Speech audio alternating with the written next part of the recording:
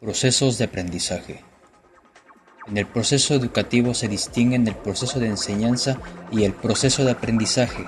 Este último abarca todo lo relacionado con la recepción y la asimilación de los saberes transmitidos. El proceso de aprendizaje es individual, aunque se lleva a cabo en un entorno social determinado.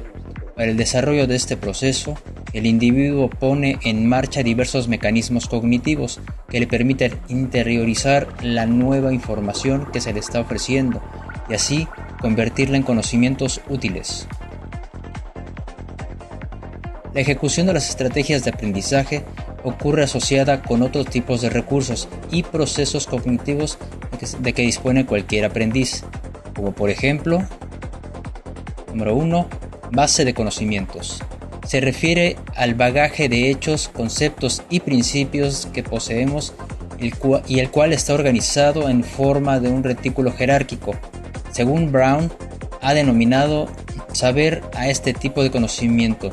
También usualmente se denomina conocimientos previos. Número 2. Procesos cognitivos básicos. Se refieren a todas aquellas operaciones y procesos involucrados en el procesamiento de la información, como atención, percepción, codificación, almacenaje y recuperación. Como número 3 tenemos el conocimiento estratégico. Este tipo de conocimiento tiene que ver directamente con lo que hemos llamado aquí estrategias de aprendizaje. Brown cita de manera acertada lo que describe el hombre de saber cómo conocer. Número 4. Conocimiento metacognitivo. Se refiere al conocimiento que poseemos sobre qué y cómo lo sabemos, así como al conocimiento que tenemos sobre nuestros procesos y operaciones cognitivas cuando aprendemos, recordamos o solucionamos problemas. Brown lo describe con la expresión conocimiento sobre el conocimiento. Ahora veremos una clasificación de habilidades cognitivas realizada por el experto Beltrán en 1987. Una de las habilidades son habilidades de búsqueda de información, cómo encontrar dónde está almacenada la información respecto a la materia, cómo hacer preguntas, cómo usar una biblioteca, cómo utilizar material de referencia.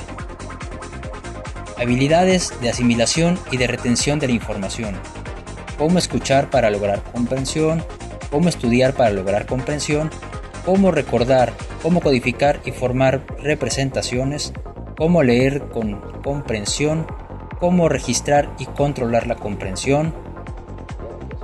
Habilidades organizativas, cómo establecer prioridades, cómo programar el tiempo de forma correcta, cómo disponer de los recursos, cómo conseguir que las cosas más importantes estén hechas a tiempo. Habilidades inventivas y creativas, cómo desarrollar una actitud inquisitiva, cómo razonar inductivamente, cómo organizar nuevas perspectivas, cómo evitar la rigidez, cómo aprovechar sucesos interesantes y extraños. Habilidades organizativas, cómo establecer prioridades, cómo programar el tiempo de forma correcta, cómo disponer de los recursos, cómo conseguir que las cosas más importantes estén hechas a tiempo. Otras de las habilidades son habilidades analíticas, habilidades en la toma de decisiones, habilidades de comunicación, habilidades sociales y las habilidades metacognitivas y autorreguladoras. Buenas noches, mis simios. Yo soy Carlos y les voy a hablar sobre el aprendizaje significativo. Para empezar, ¿qué es el aprendizaje significativo? Bueno, cuando nuestro cerebro aprende algo o almacena algún tipo de información, pues ahí se queda por lo menos, ¿no? Entonces ya la sabemos, ya la aprendimos y ya la aplicamos. Por ejemplo, en matemáticas, ¿no? Cuando aprendemos álgebra y más adelante el profe nos dice, esto les va a servir para el cálculo. Pues eso es exactamente el aprendizaje significativo, cuando enlazamos ya dos temas. O por ejemplo en el deporte, con un nadador, pues es bueno nadando, pero no tiene condición, ¿no? Y dice, soy nadador y debo de correr para ganar más condición. Pues sí, ¿no? Es lo mismo. Ya tienes la condición ahí y ahora debes de aplicarla en cierto lugar, ¿no? Es lo mismo en lo que resta en la escuela. Cuando un alumno ya tienes cierto conocimiento, bueno, pues ya es más fácil aprender algún tipo de tema ya mucho más avanzado y mucho más complicado. Una de las principales consecuencias de no tener aprendizaje es cuando nuestra madre nos dice, o nuestro maestro nos dice, no cometas cierto error, y nosotros no hacemos caso, ¿no? Pues como consecuencia suele pasar esto.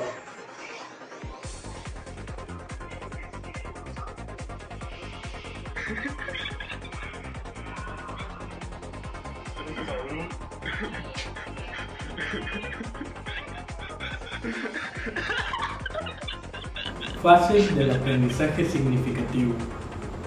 Fase inicial.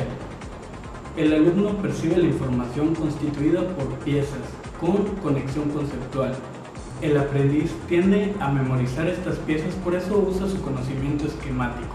El procedimiento es global y este se basa muy poco en el procedimiento para aprender estrategias que te ayuden. La información aprendida es concreta y vinculada directamente con el contexto. Uso predominante de estrategias para memorizar la información. Gradualmente, el alumno va aprendiendo estrategias para memorizar el conocimiento global. Fase intermedia del aprendizaje. El aprendiz empieza a encontrar similitudes entre las partes y empieza a crear esquemas y mapas sobre el material. Se va realizando paulatinamente un conocimiento más profundo acerca del material. Hay más oportunidad para reflexionar sobre la situación, el material y el dominio. El conocimiento llega a ser más abstracto, es decir, menos dependiente del contexto donde fue adquirido. Es posible el empleo de estrategias elaborativas para usarlos en los diferentes problemas y tareas. Fase terminal del aprendizaje. Los conocimientos que empezaron a ser elaborados en esquemas o mapas en el punto anterior llegan a tener más autonomía y funcionan automáticamente. Como consecuencia de ello, las ejecuciones del conocimiento llegan a ser más automáticas y piden menos control consciente del individuo. Igualmente, las estrategias de dominio del sujeto se convierten en estrategias para la elaboración de tareas. Existe mayor énfasis en la fase de ejecución que en la fase de aprendizaje. El aprendizaje que ocurre en esta fase consiste en la acumulación de información en esquemas, aparición progresiva de interrelaciones en los esquemas. En realidad, el aprendizaje debe de verse como un continuo donde la transición entre las fases es gradual más que inmediata.